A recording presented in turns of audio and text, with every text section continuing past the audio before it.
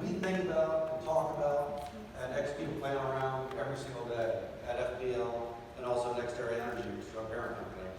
I'm going to talk a little bit about what we're doing, what I think is important for the state as well, and then focus on a little bit of what's going on in the future, what's likely to be happening, and what we're going to be working on to make that happen. One thing that I'd like to ask all of you is, anybody have any idea what today's anniversary is, 1 year anniversary of what happened in Florida a year ago today? Michael. Hurricane Michael, Cat 5 hurricane, made landfall 1 year ago today in the Panhandle on Pennsylvania. And first time a Cat 5 has hit a continental U.S. since Andrew in '92. And I'm sure some of you in this room remember Andrew very well, having come on shore just south of here. It is a stark reminder, I think, as to why resiliency is so important and why planning for it today and future is critical. Now, there are a lot of reasons why we should be focused on this, but as I drove into Miami this morning, I was just reminded one of the key reasons is because this place is booming. And yes, I did catch some traffic as I came off. Thank you very much. But you know what? When I hit traffic down here, this is the optimist in me, I really try to remind myself that it's a sign of progress. It's a sign of growth. I'd much rather have full streets than empty streets because it means that a lot of great things are happening, and you can see it all across the skyline on this city, with cranes, with trucks coming in, with people moving in. Miami, Miami-Dade, Southeast Florida, frankly the state is hitting on all cylinders. And we should be thankful for that. We should also not take it for granted. This city is booming for a lot of reasons, and they're not by accident. Things like a great workforce, obviously great infrastructure, and yes, I know people are going to say, well, it's not so great when I'm stuck in traffic. But constantly we're improving that, and opportunities to continue to grow the state.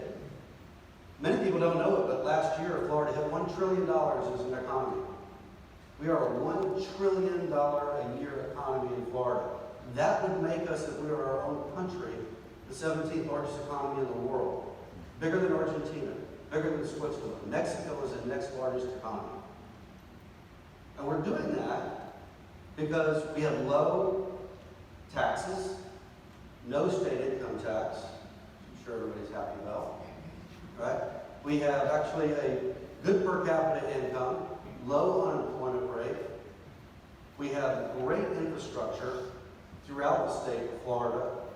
Commercial airports, deep water ports, port right here on Panamax Ready Port, rail, highway system that allows us to bring products and goods in from across the world, offload them, take them right to the tunnel, right over to the trains, put them on trains, and they can be in Chicago in 48 hours or less.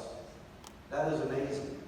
And it is something that really positions the state for success long term, and it positions Miami-Dade for continued growth. But again, none of that happens by accident, and it takes a lot of planning, a lot of investment. And I do want to give a little shout out to the mayor and his entire team, because we work nearly every day with the mayor, with Mayor Jimenez, also with leaders throughout the city and the county to try to make these plans today for what's going to happen for many years down the road. Now, our business environment is something also that I think we need to jealously guard. We are a state that is absolutely set perfectly for success compared to any other state in America. For the last 3 years in a row, we've actually produced more jobs than any state in the United States, including Texas, by the way, which is typically our biggest rival. We have a lot of reasons, I'll talk about some of them, like no income tax. Mayor, how are you? Good to see you. I took your spot, I'm sorry. Are you okay on time, Mayor, for me to go and do this, or do you want to come up? You sure? Okay. We have a lot of advantages that give us the opportunity, I think, for continued growth. Like I said, between our ports, our airports, our highways, our workforce.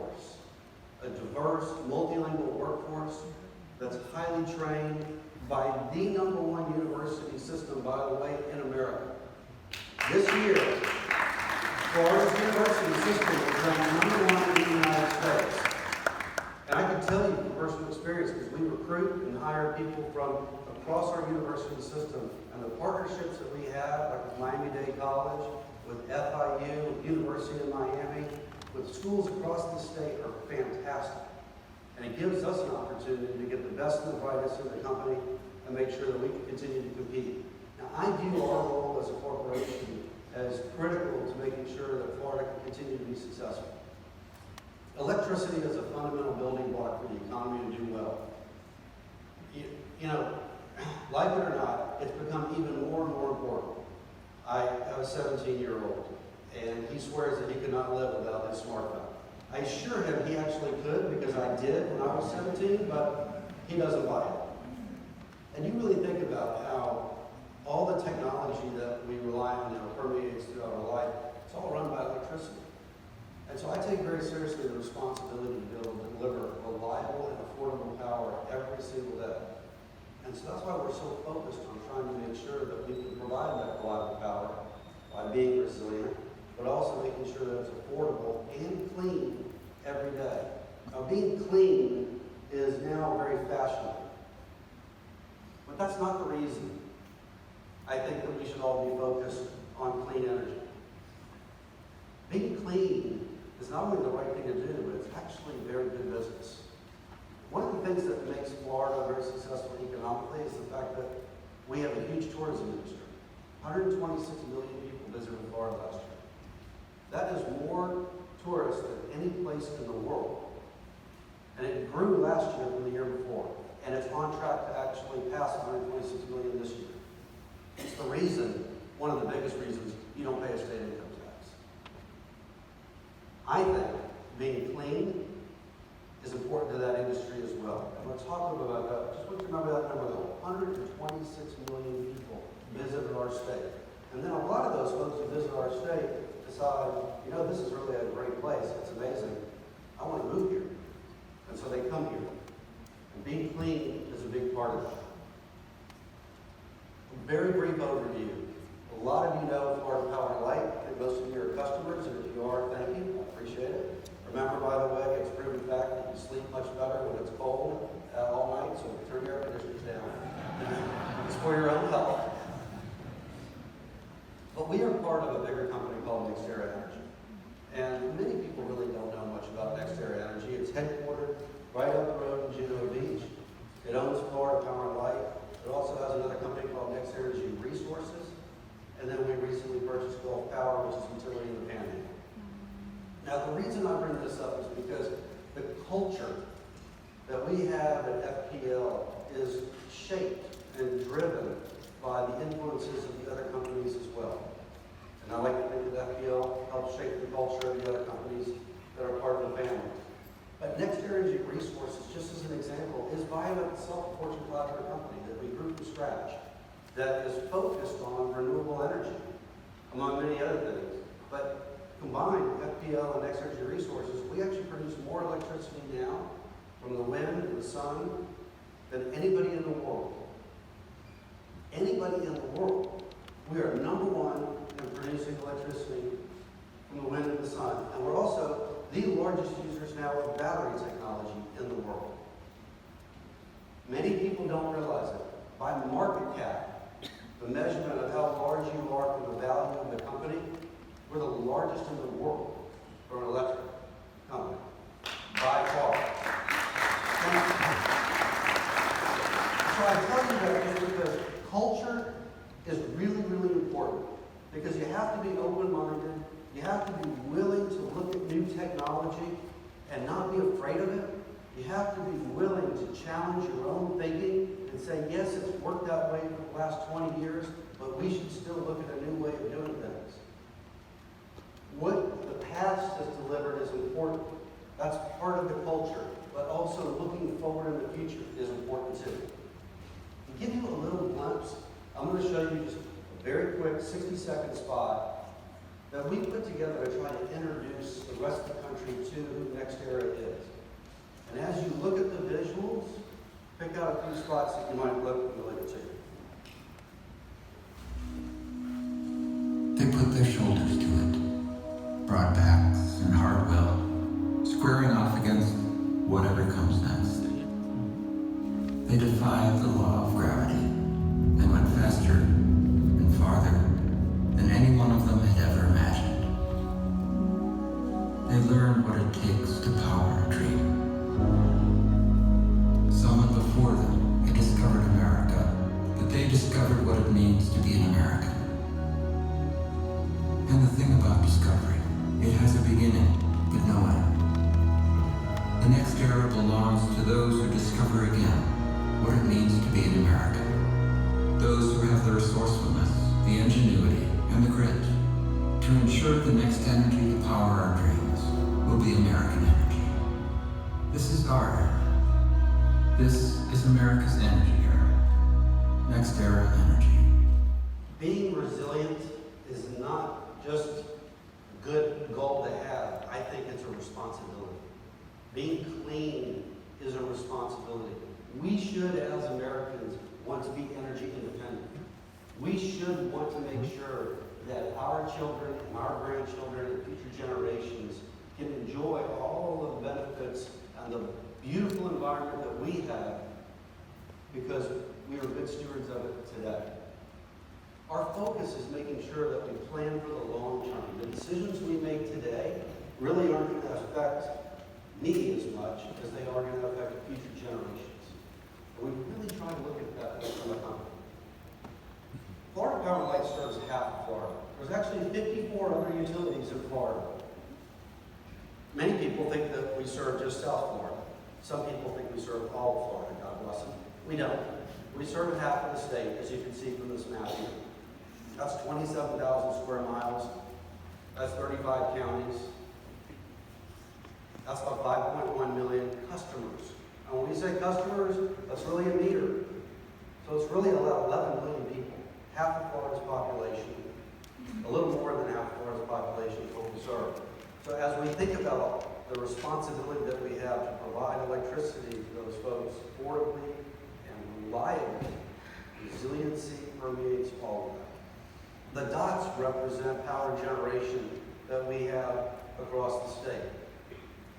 And one of the things we have to think about is how can we be resilient and independent enough to make sure that we don't rely on other states to bring power into us, because quite frankly, the infrastructure is not there. And a lot of the power plants that are north of us are older, use technologies that we've stopped using, and I don't want to rely on them.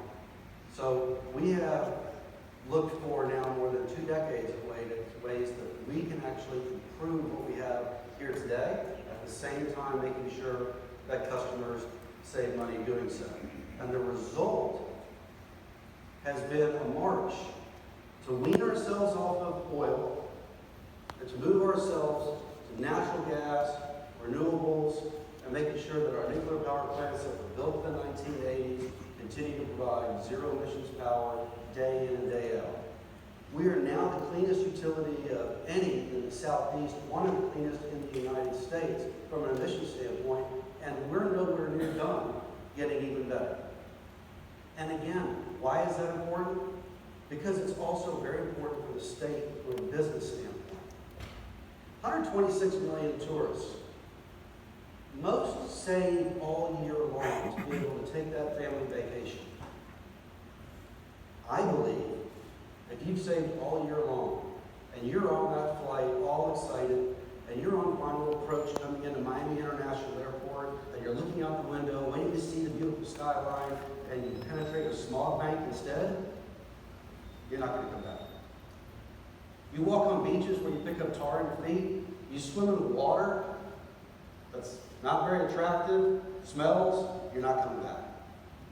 And retirees who work their whole lives somewhere else, nowhere near as beautiful as Florida,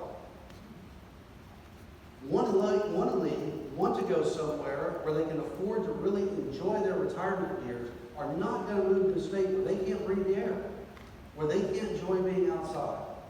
Being clean is not just the right thing to do, for today and our children and future generations, but it's also the right thing to do to make sure Florida continues to be an attractive place that brings in now 1,000 people a day. 1,000 people a day are moving to the state.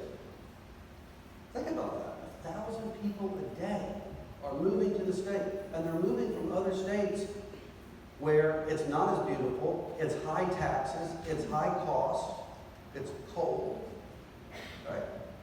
And they have a choice. And so we're focused on making sure that we're doing the right thing for the long term. Now, one of the ways that we also do that is making sure that as we embrace technologies, we put those technologies in, we're also very focused on our costs. Because it's really easy to go out and just buy something and then put it in the bill and keep moving down the road. But what that does is create a problem eventually for everybody because you have less money in your pockets. This chart is a very busy chart. But I show it because it's important to understand this is a mentality that we have in the company. These are all major utilities in the United States. And what I do is I benchmark us against every single one, not in Florida, in the United States. I would do it globally, except they don't report their information. And I submit to you that people don't report their information typically when they're not very proud of it, and they don't want people to know. All those dots represent their cost structure. What does it cost to deliver electricity to each customer? And that line in the middle, that red line, that's average, 50%. The yellow line, that's if you're in the top 10%. That dot way down there, that's us.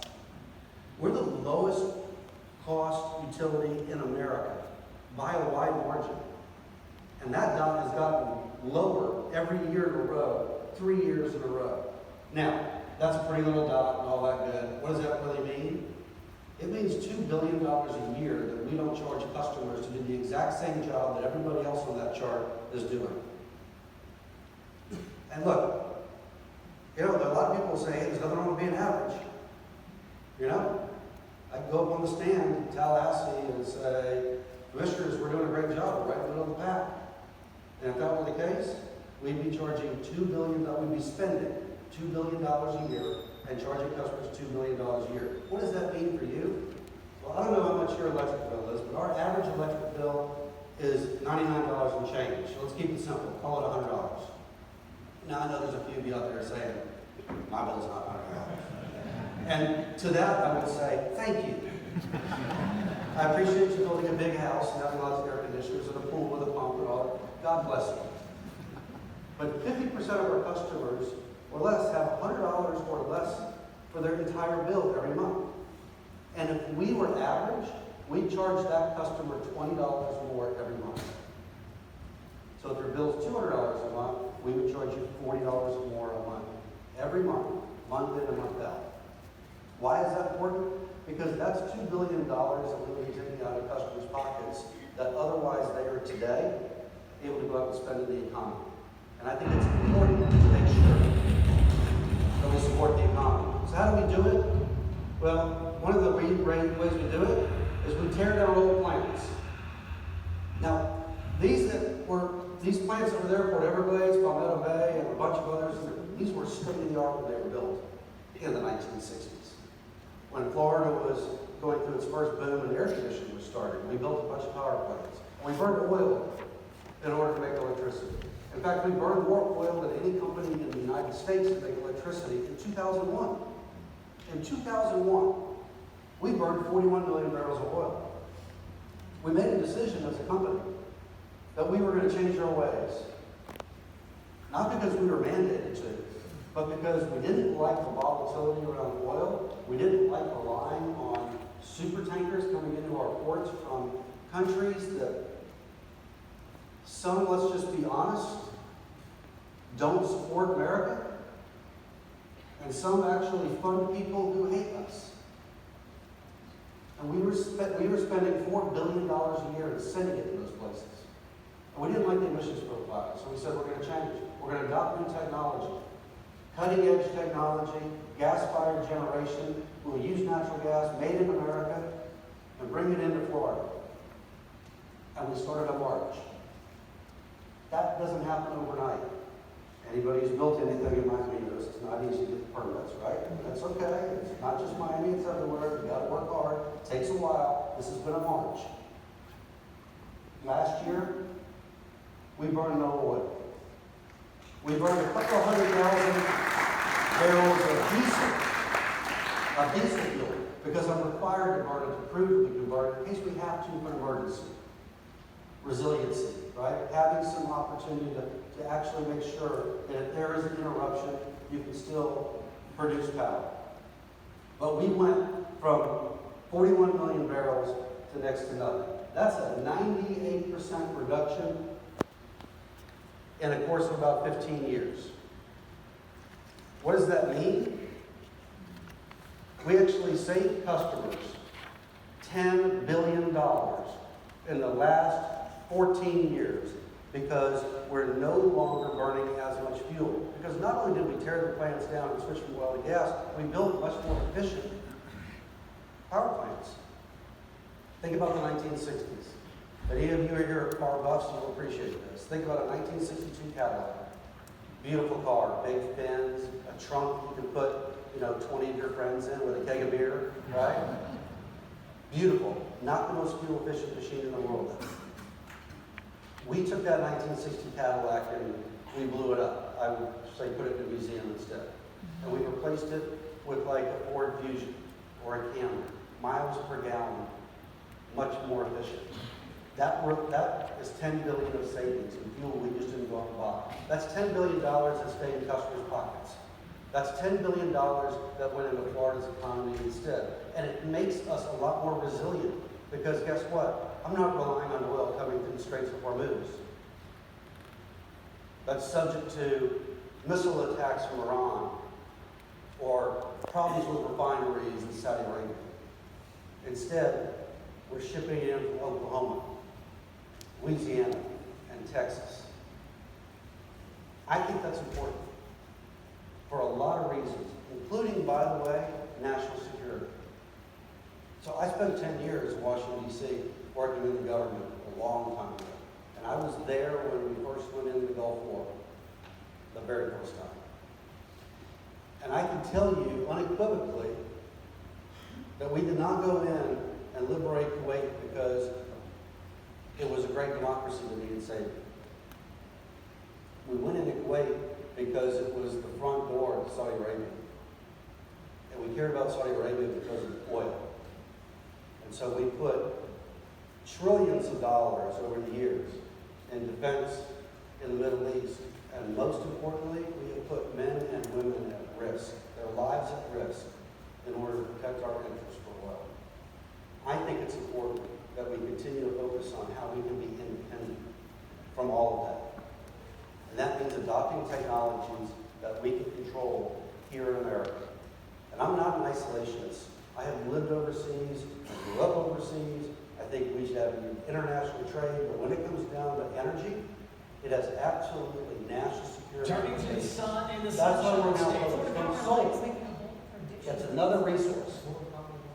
And you can see, we've made some big announcements recently. The Sunshine State, the solar power capital of the country. The utility is planning to install enough solar panels in Florida to wrap around the Earth 1.5 times. That's a goal of 30 million panels by the year 2030. As you can tell, we kind of like doing things in a big way. If we're going to do it, we're going to make a difference. Now, we just made that announcement in the last year. But this isn't new for us in being solar energy. The first solar facility we ever built for FPL was 1984 here in Miami. No, it was tiny. It wasn't anything like that. But we did it because we wanted to learn about the technology. We wanted to understand how it worked. What are the pros, what are the cons, what are the costs? And in 1984, it was wickedly expensive. And it didn't make sense to do on a large scale. But we kept at it. We kept trying different technologies. We opened a living lab on the roof of one of our buildings. We built ones out in the Mojave Desert where, the sun's a little more intense. So it made a little more sense initially. And we kept at it while the industry also continued to get better at manufacturing and the cost came down. And now, We're rolling it out across Florida because it makes economic sense as well. You've got to balance all of these things with making sure that it works technically and it's affordable. And now solar is very affordable, particularly if you do it like this at scale. The mayor and I were out on the site right here in Miami not long ago, and I think even he was a little surprised when we walked up some stairs and you get a view and you look over 500 acres. Our average site is 330,000 panels. 330,000 panels that cover nearly 500 acres. Now, anybody here ever shop at Costco? Sam's, right? You buy toilet paper and it's like a 24 pack, right? And it's cheaper than going and buying a single roll. Guess what? Solar panels are the same thing. We buy them by the millions, and we get a better price than somebody goes out and buys 8 at a time. Economies of scale make a difference. Operations make a difference. We can operate these a lot more cost effectively than in a small, tiny individual site. We actually now do it remotely. All of our facilities across the country has a single control room in Juno Beach. So we don't have to have a bunch of people out.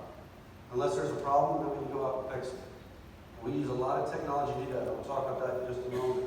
But this is the future, and it's happening now. We made an announcement that we're going to do 30 million panels by 2030. Frankly, I'll be disappointed if we don't do more. We already have 18 of these facilities in operation now. 10 are under construction right now. This isn't some pie in the sky in the future by 2030 we're going to have this thing. We are doing it today, and it's going right now into your electric. You're enjoying the benefits of it. The Department of Energy says Florida, now look, you all seen a license plate that says the Sunshine State. And you'll see this occasionally in newspaper articles that people say, we're the Sunshine State. We should be #1 in solar. We've done a great job marketing Florida as the Sunshine State. And we do have a lot of sunshine. But the Department of Energy, the national labs, have actually measured the solar resource of each state. We're 9th in the country. Why are we not #1? Well, if any of you have ever been to the Mojave Desert, you know that there's almost never a cloud in the sky. Ever. I mean, like 3 days a year. We get some clouds in the sky here, don't we? Like every afternoon. They come rolling in. There's humidity in the air that diffuses light. There's a bunch of other reasons. We've got good resource, but we're not #1, we're 9th. But now, we're getting close to being 2nd in the country in solar that we've actually installed. And here's the other thing I'll tell you about these measurements. And be very careful when you read about this. It's important to think about the implications. Being #1 in this, who's #1? California. They've installed a lot of solar. Not all of it makes sense. Take your electric bill, whatever your electric bill is, multiply it by 3.5. That's what the average Californian pays every day. For a lot of reasons, but part of it is because it's not all smart where you put solar. I technically can put solar inside my garage, and it is installed, and it gets counted. But it's not going to produce much electricity. We have 14,000 wind turbines in operation across this country as a company. We have more wind turbines than anybody in North America. Mostly, if we were our own country, our company would be the 6th largest in the world. I tell you that because, obviously, we like wind. It makes economic sense. Some places. You know how many wind turbines are in Florida? 0. It's not because we don't know how to build or operate a wind farm. It's because it doesn't make economic sense. Where's the best wind in Florida? Right on the beach. Why? Temperature difference between water and land generates wind. Where's the most expensive real estate in Florida? Right on the beach. And there's probably 1 or 2 people who wouldn't be too happy if we were building wind turbines right up and on the beach. By the way, these are big. Our average wind turbine is 41 stories tall. So we don't build it because it doesn't make economic sense. But solar does, particularly in the middle of the state, where you have farmland or old citrus, land that's been disturbed, and we can go in and we can actually build the solar, and we can actually do it inexpensively. And now we're looking at batteries in a very big way.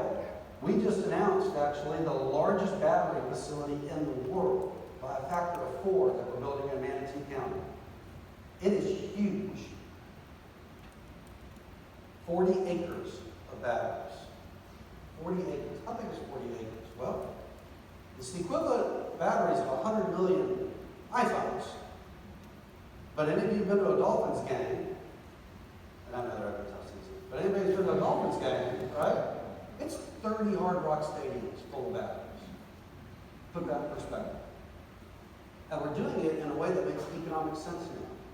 And importantly, here's what we're doing.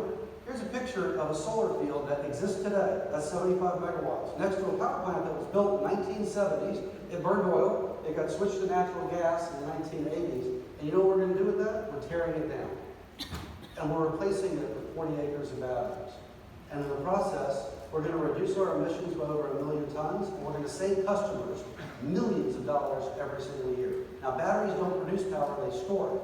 So we're going to charge the battery using the solar panels during the day, and we'll be able to actually discharge the battery in the evening when people are still coming home, turning on their stoves, turning down the air conditioner, God bless them, and starting to enjoy their evening. That's how we're using the technology. Is it a silver bullet? Is it perfect? No. There is no silver bullet. You have to use all of these technologies together, and you have to be financially disciplined to do it if you're going to make sure that customer bills stay low. And if customer bills stay low, they're going to be supportive of it. That's why we continue to invest in Turkey Point. Turkey Point produces zero emissions energy, not one bit of greenhouse gases. And it has been safely providing energy now for 4 decades. We've invested several $billions to upgrade that plant now so it's state-of-the-art. And our goal is to make sure we can continue to run it and get approvals to run it for at least another 20 years beyond when the license expires. Because it makes really good sense, environmentally as well as economically. This plant also, by the way, has about an $800 million a year impact on Miami-Dade, economically. Really makes a big difference. But most importantly, it powers this part of the state. It is hard to keep the lights on without this running, especially during peak times. And a lot of people have been critical and saying, well, the environment is impacted negatively. That's just not true. And the facts don't bear it out. And I'm very proud of our environmental record there. The Cooling Canal system is a 5 billion gallon system of canals that we were required to build, by the way, by the Department of Interior and the Environmental Protection Agency back in the 70s. They required it. So we built the cooling canals. It has now become, and it is an industrial waste pond, is how it's permitted, but it has become a refuge now for wildlife like no other place in South Florida. In fact, we have a full-time biologist there that just works with the American crocodile. And the American crocodile, because of Turkey Point's cooling canal system and the biologists that we've had there working year in, year out, is now off of the endangered species list because of Turkey Point. You should be proud of that. I'm proud of that. We took an animal that was endangered, and it is now doing so well, it's been released.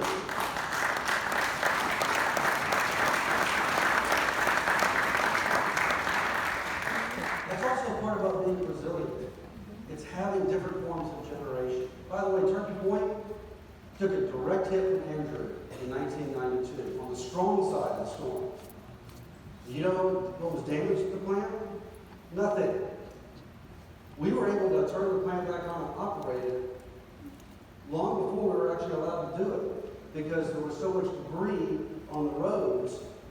But the federal government said you can't open the plant until we have everything cleared north of the plant. Being resilient is, again, having a variety of different things to do to generate electricity. Now, one of the things, and this is one of my favorite projects, we've been working with the mayor, he's a visionary on this and has been for years, is how do we help Miami-Dade solve its wastewater problem? Because you got a wastewater issue in the sense that right now it's going into ocean outfall and that has to stop. And looking at new technologies and how do we end up coming up with innovative solutions that can help with that.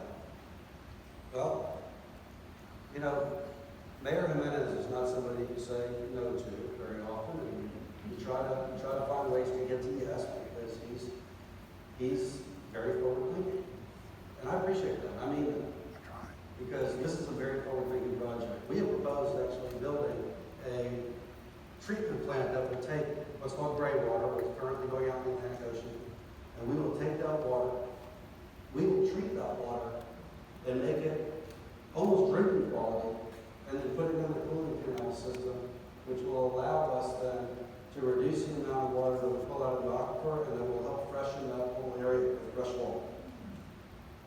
And we're going to run it with a solar plant that has batteries right next to it. It will be the world's first water treatment facility powered by the sun with battery technology. I think it's a smart thing to do. I think it showcases what this city and this county and this part of the state, frankly, Florida, is all about.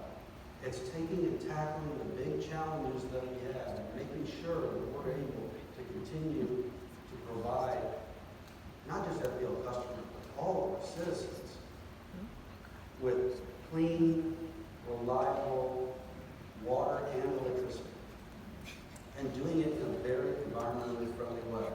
Again, because it's the right thing to do, but it's also really the smart thing to do. I'm excited about this. I'm hoping that we can get it moving and get it forward. We're working very closely. And stay tuned.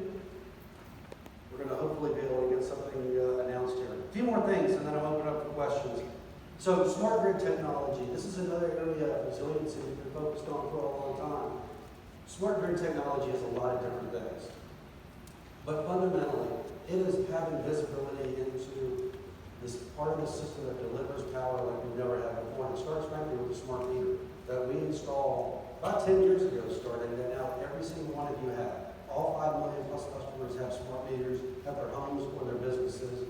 It gives us the data that we need to understand what's going on. Along with over 100,000 different devices, many of which actually we have, our employees have either invented or improved on and patented the improvements that now hang on the lines. To the point now where we're able to see what's going on in the grid like we never did before. So what does that really mean? Well, we're doing things like self-healing and predictively understanding what's going to happen before it does.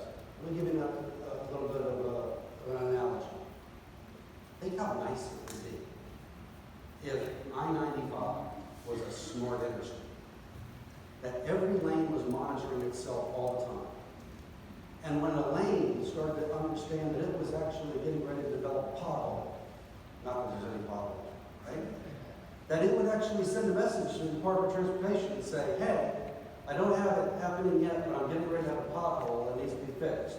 And the Department of Transportation would then be saying, great, I can actually now schedule this at a time when it is convenient to do it, like 2 in the morning because very few people are on the road, and not pay overtime because it's not an emergency. And the road says, in the meantime, I'm going to divert traffic into other lanes so we make sure that we don't create the potholes even faster. And then DOT sends out the crews, they actually repair it rather than have to replace it. And you never even see it happening. That's what's happening right now in the electric grid. We're not predicting outages before they happen. We're actually knocking on people's doors today and saying, excuse me, you are getting ready to have an outage in 24 hours, 72 hours, 12 hours. All depends on what the data is telling us. And we're doing it with a 90% confidence factor. And we're actually able to go out and fix things before they break. And you know, it's just like running your car. If you can fix things before it breaks down, it's always cheaper. And it's a lot more convenient because you're not broken down. That's exactly what we're doing with the grid. Now, it may not sound like a big deal. We've got 71,000 miles of line in Florida. 71,000 miles of electric line. 27,000 square miles that our trucks have to cover. When we're not rolling trucks as often, when we're not repairing things, replacing equipment, all that starts to add up into millions and millions of dollars of savings, and that's how we get to $2 billion worth of savings every single year. And then taking that data and really understanding how to put it to work is tremendously important. This is actually how we run the grid right here from Miami. The entire state of Florida transmission system is run at a facility in Miami. And that's what the board looks like. I will tell you, I have had people from NASA, and I've had a few 4-star generals come through from Central Command and Southern Command, and they're like, wow, that is cool. We need something like that, because this gives us visibility into what's going on, which allows us then to be able to address problems before they happen. Steve Jobs said, collecting data is easy. It's knowing what to do with it that's the challenge. That's what we're dealing with every day, because we have literally billions of bytes of data coming in every single minute. And so taking that, developing algorithms that allow us to be predictive, that's what we do at the company. And I'm very proud of the fact that we've actually patented quite a few of them. And then we take that data and we also look at other technology. We didn't invent the drone as an example. We didn't invent the iPad as an example. We didn't invent FLIR, which is an infrared device that the military actually developed and was classified for many years. But we're taking all those technologies and actually putting them together to be able to fly the lines and see if there's a problem that you can't even see with the naked eye. And so we can fix things before they break. And we can make sure that the lights don't actually go out. And we can see how it pays off day in and day out. Because our reliability rate is now the best in Florida by a wide margin. And actually for the last 3 years has been the best in America. And this isn't the easiest place in the world to provide electricity, right? We've got afternoon thunderstorms, lots of lightning, more lightning than any place in the world except I think Cameroon. And we have a lot of salt in the air, which is corrosive. But technology has helped us really change the way we run the business. And so we've taken that and we've gone the next step and said, how can we even do better? 71,000 miles of line, you heard me say that before. About 40% of that is currently underground. That means 60% by definition is not. We're working now on a system because we got permission. Last year, new law was passed that allow us to put a program into place that over the next several decades, our goal is to put everybody's lines underground. In the backyards, in the front yards, those will go underground. They are a lot more resilient to high winds when they're underground, obviously. Right? Mostly because, guess what doesn't hit the lines when a hurricane comes whipping through? Trees. And look, I love trees. But it's a problem when they fall into the lines. I don't care how strong you build the system to, you have concrete poles, especially a big banyan or an oak tree, they can take out a concrete pole. When it's underground, that doesn't happen. Now, I'm also not going to tell you it's some silver bullet and it's perfect. Because when an oak tree goes over, by the way, or a banyan tree, you've seen these, they're big, right? The root system goes up, it rips everything up underground along with it. So there's challenges. It's not perfect, but it is a lot more resilient. And by doing it over a multi-decade approach, we'll be able to do it effectively and efficiently. Cost effectively for everybody, so we're not having all of you have your bills get rate, sticker shock from huge rate increases. That's the goal. But at the same time, continuously driving, and nobody else in the country is doing this, by the way, at this level, continuously driving improvements. And every single day, it actually pays off. Because you know we get thunderstorms through here every day. We get lightning every day. And then, of course, we get these monsters that come in. This is Dorian. Actually, satellite image of Dorian. We were staring down a large caliber barrel in Dorian. A Cat 5 storm that was predicted to come straight into the West Palm area. You would have had hurricane force winds, major hurricane force winds, right here in Miami. And it would have gone all the way up the coast, including Orlando and Jacksonville, and it would have been devastating to the state. Irma hit us 2 years ago, and our models, we predicted about how many millions of man-hours it would take to fix the system. It actually was about right on 1.3 million construction man-hours is what we actually did to fix the system out for Irma. Dorian was more than twice as powerful.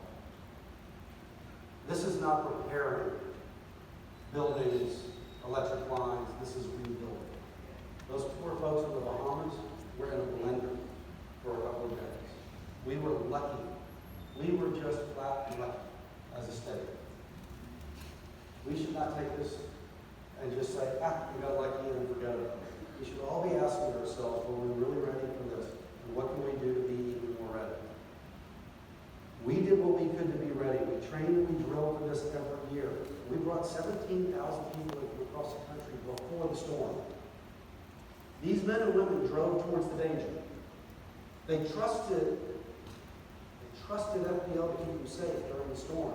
But they were willing to come here, so the minute that the winds dropped below 35 miles an hour, we could get them on the roads and get them out there restoring power. We were just lucky we didn't have to use it.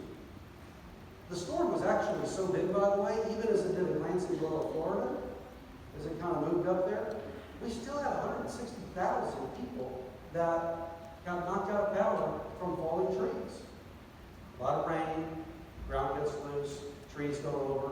We still had 160,000 people that went over, that lost power, from those trees going over. But you know what? The average customer was restored in 1 hour. Nobody was out of power for more than 24 hours, not even a day. One of the largest storms threatened our coast still had impacts, and Florida was back up and running in less than a day. That's resiliency. That's planning for this, making sure that we can weather the storms, whatever the storm is, whether it's a hurricane, whether it's an external shock from whatever, like foreign country, cybersecurity is an example, or a terrorism threat, or economic downturn. Those are all threats that we need to be resilient to. And then, because we were able to get back on our feet so quickly, we were able to lend a hand that much faster to the bomb. And I want to give a shout out to all of you, to the mayor specifically, as I worked directly with him on making sure that we did the right thing by stepping up for our neighbors in the Bahamas and getting them help within hours. Thank you. We did the right thing.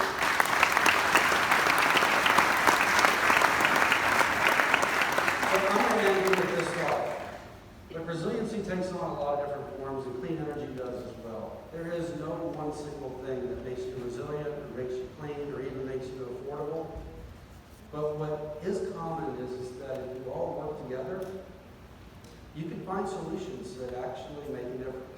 And very few solutions in the world I've ever come across are perfect. And the key, really, in my opinion, is not letting perfect get in the way of good. It's trying different things. It's being open-minded. And it's being willing to work together to make it happen.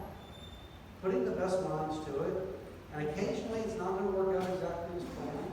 Learn from it, and then move on. I'm really proud of what NextEra and FPL have done so far. We're just getting started, and we are by no means perfect. We learn every day, and we learn every day from our customers as well, and from our administrators and our professors of our university system and our students.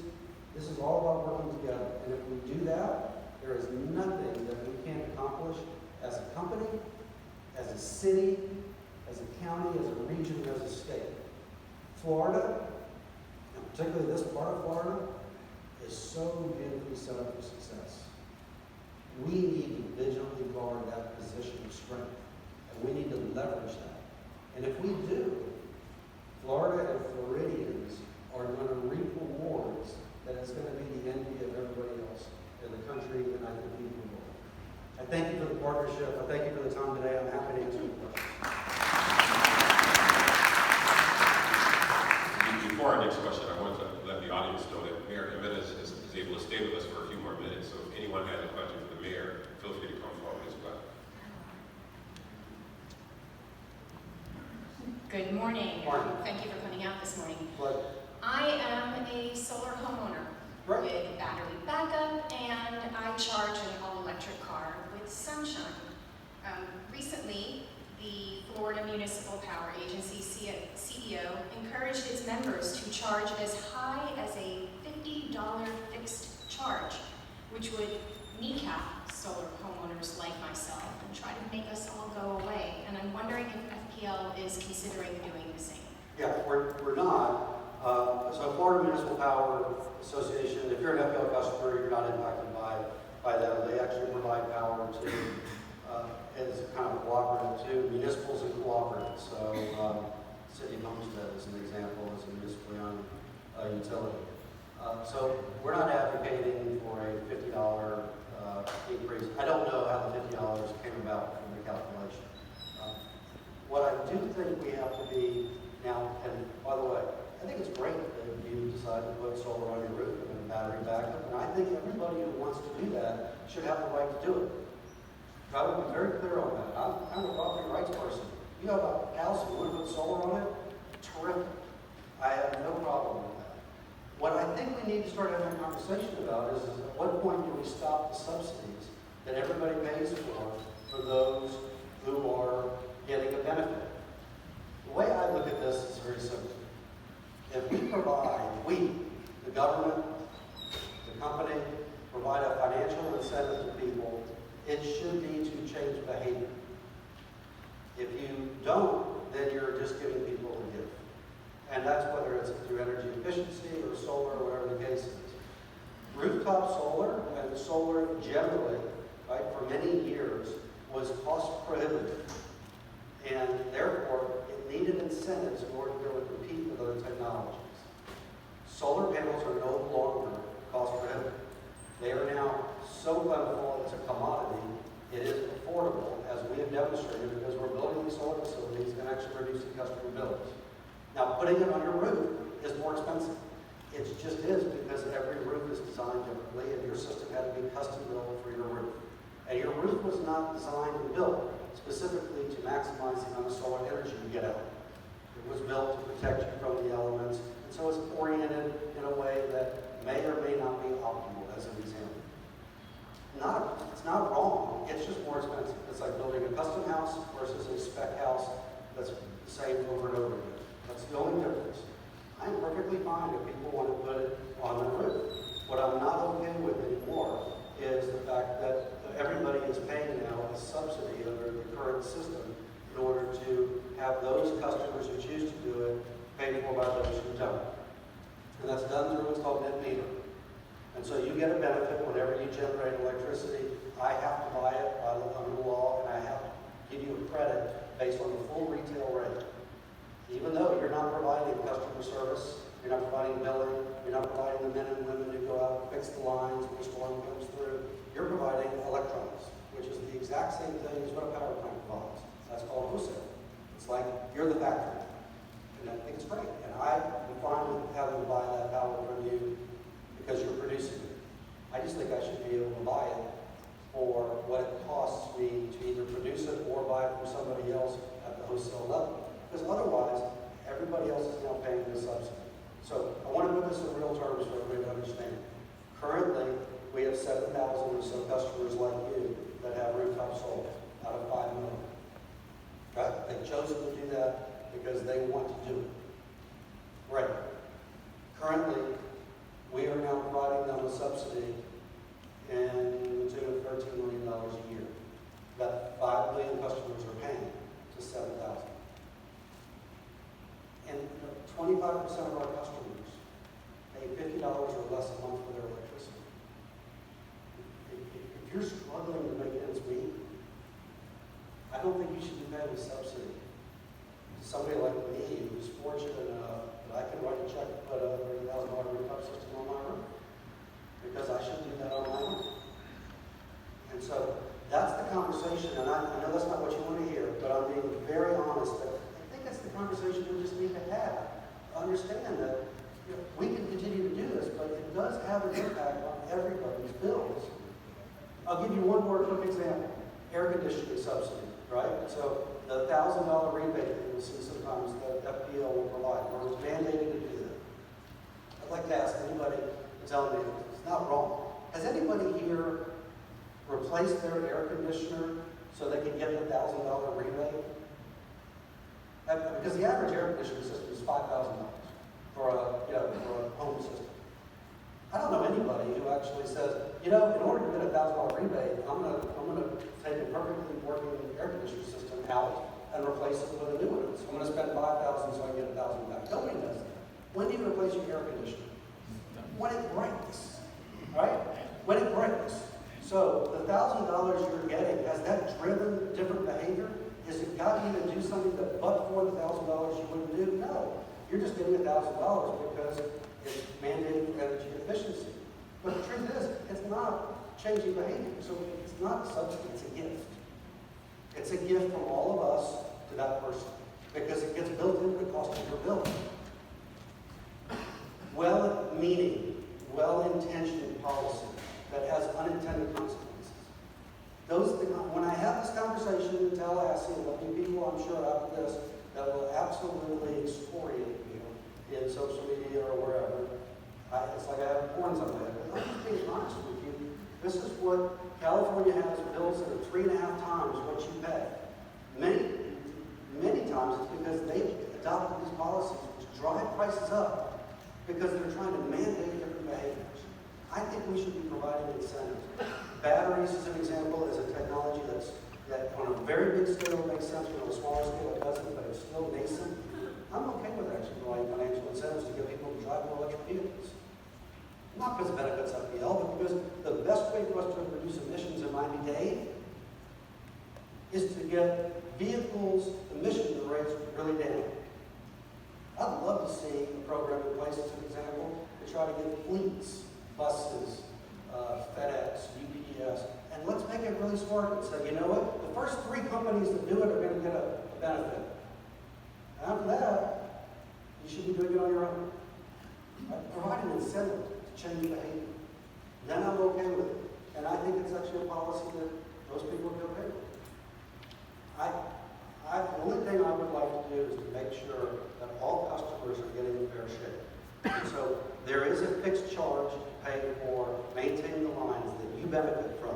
Even though you have solar and batteries, you still have the benefit of the grid backing you up. I have to maintain power plants, transmission lines, and distribution lines to make sure that if your solar panels don't work, or it's been really cloudy, or whatever the case is, you still have the ability to have power. That requires a certain amount of money that's not currently reflected in the fixed charge, and so that's a subsidy. It's not $50, but it is more than the $6 you pay. And I do think it should be basic. That's the fixed charge that you get, about $6.95, but it should be a little bit higher. I don't know how they have to do that. Very long answer to the question. I apologize. But again, no 30-second soundbite solutions here. So if I understand you're believing that the net metering is subsidy. What about subsidies that are given to the fossil fuel industry? I don't think there needs to be any subsidies for the fossil fuel industry, and I am perfectly fine with having those taken out as well. There is no reason that coal should be subsidized, that natural gas should be subsidized, that the nuclear industry should be subsidized. Those are well established